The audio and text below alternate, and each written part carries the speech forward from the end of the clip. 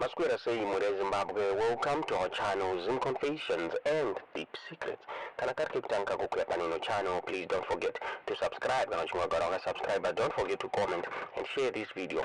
Nasi Zimbabwe, tabigira inyaya tanyeri kupisa ma streets social media nyaya a bomb scare yakaitika ku Victoria Falls nafunga last week uko President Mnangagwa vaifanira ku address renewable energy conference yaitwa ikoko.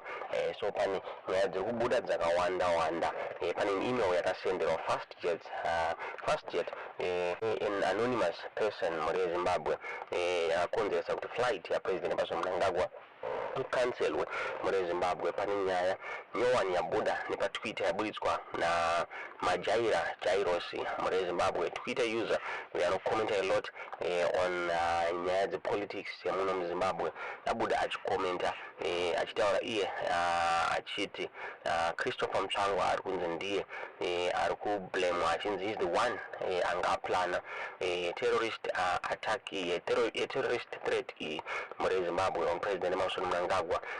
Abuda achikomenta on a post post kwa Twitter muri Zimbabwe chinzi Chris Mutsvangwa akapa a warning about terrorist threat in Zimbabwe post kwa muri Zimbabwe. Akabuda majaira jairos akati through one of its most celebrated idiots who goes by the name Matinyarare, ZANU-PF official is accusing Christopher Mutsvangwa of being John Doe. Far from it, John Doe is in the Chiwenga camp, which wants to thwart Mutsvangwa's ambition. Chiwenga is set up ED against Chris Mutsvangwa, and those Abuda zvitaurwa na majaira jairos uyu ndofunga mukacheka Twitter account yake anobuda achikomenta on a lot of issues the politics. So Abuda achitaura achiti nyaya yebomba yanga iri set up muri Zimbabwe chinzi Chiwenga akaset up Chris Mutsvangwa kuti anitsane na Mnangagwa. Ndofunga Chris Mutsvangwa tese tikuziya nyaya yake yekudzingwa kwaakaitwa paminister President Mnangagwa akafaiwa as the minister wemahome veterans.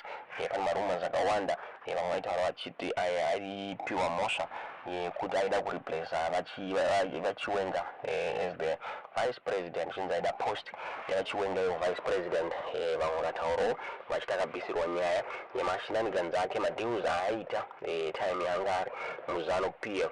So zviri kunzi this time aaseterwa apo akuaccuswa kunzi ndiye akaisa bomb ku Victoria, ndiye akasenda an email achithreatena President Mnangagwa nebomb ku Victoria Falls. Tingaziva kuti nyaya yechokwadi ere kana kuti asi ndo nyaya yabuditswa na majaira jairos. Ndofunga murunguona iyo message yaasenda irapo, post yaasenda irapo.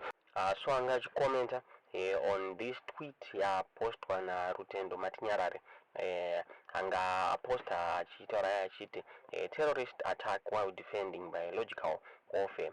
So there's to be something wrong with Ambassador Mutsvangwa warning about the terrorist threat in Zimbabwe, but he's the same man protecting a company that is putting cancer causing toxins, various organisms that threaten our food security, and unlicensed GMOs in our food chain to feed the masses of Zimbabwe.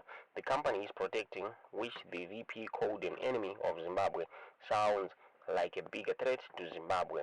He was also the first person to SMS me, threatening me with legal action from INSCO. I wonder what's in it for him. Is he a director of INSCO or a beneficiary? Hashtag save our lives. Hashtag INSCO versus Rutendo. Donya yakabuditswa na Rutendo Matinyarare achitaura iye achiti Chris Mutsvangwa vari kusapota INSCO inova company inonetsana na vice president Constantino Chiwenga muri Zimbabwe. So tingazive kuti jairos alinka sei these two achitaura iye achiti Mutsvangwa is now being accused as the one John Doe.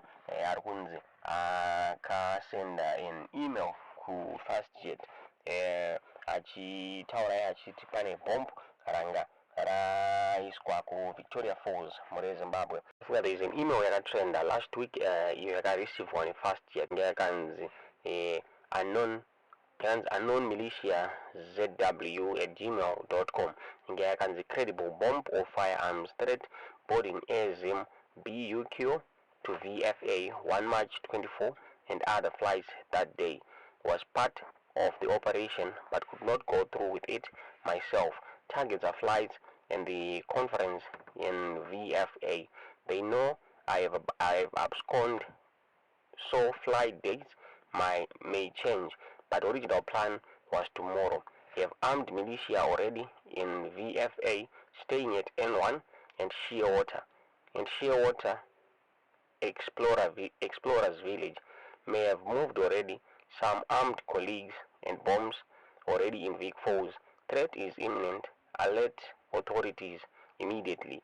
Ndozo kabuda pa email yakatrenda last week muri Zimbabwe ichinzi yakasendwa fast jet zvakakonzeresa kuti the president vaMnangagwa va abote flight yavo yavaida kuenda Victoria Falls.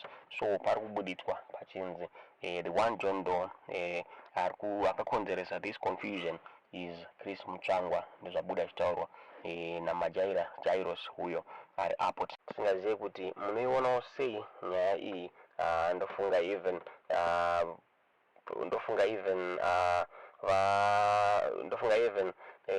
spokesperson wa president Mnangagwa George Charamba vakabuda vachiconfirma this incident. Vakataura ivo vachiti this morning Zimbabwe airport authorities were made aware of an email sent through Fastjet airline by one John Doe claiming credible bomb or firearm threat targeting Zimbabwean airports.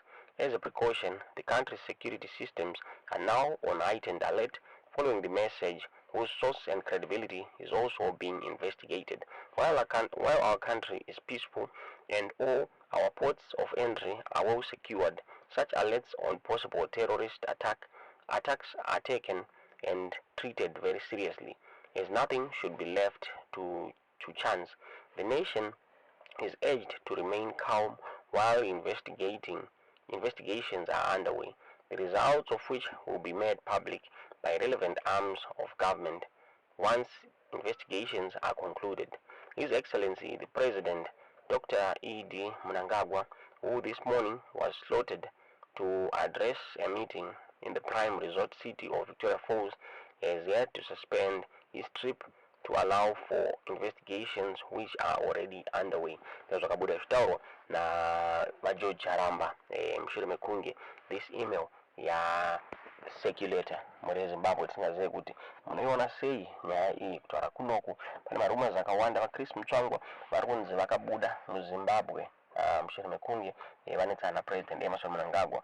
Vamwe vanhu vari kutaura ivo vachiti vaChris Mutsvangwa madziviro anoitwa nyaya iyi haipere yakadaro is going to come for revenge. So vanhu vakawanda vachifunga kuti vaChris Mutsvangwa is the one uya nerevenge iyi muri Zimbabwe. Tingazive kuti munoiona sei nyaya iyi. Tiudzei zvamuri kufunga pamusoro penyaya iyi mucomment section kuti Rutendo uyu ari kungotsvagawo nyaya here kana kuti he knows something about vaChris Mutsvangwa. Tiudzei zvamuri kufunga pamusoro penyaya iyi mucomment section.